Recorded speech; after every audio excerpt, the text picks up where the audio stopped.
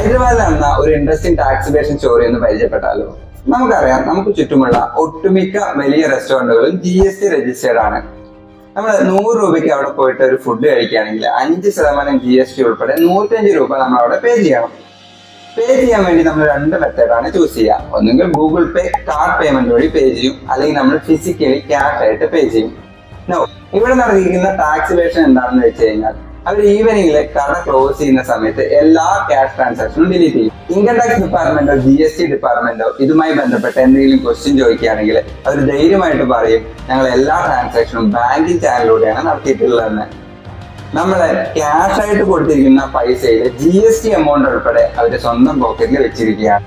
ഇങ്ങനെയുള്ള തട്ടിപ്പുകൾ റെസ്റ്റോറന്റുകൾ ചെയ്യുന്നുണ്ടെന്ന് ഇൻകം ടാക്സ് ഡിപ്പാർട്ട്മെന്റിന് വിവരം ലഭിച്ചു.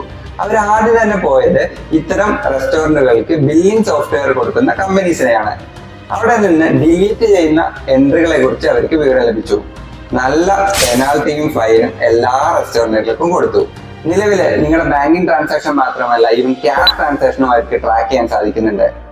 ഈവൻ നിങ്ങൾ അവസാനമായിട്ട് ക്രോസ് ചെയ്ത ടോൾ ഗേറ്റിന്റെ പേര് പോലും അവർക്കറിയാം. കൂടുതൽ ടാക്സ് റിലേറ്റഡ് വീഡിയോസിനായി ഫോളോ.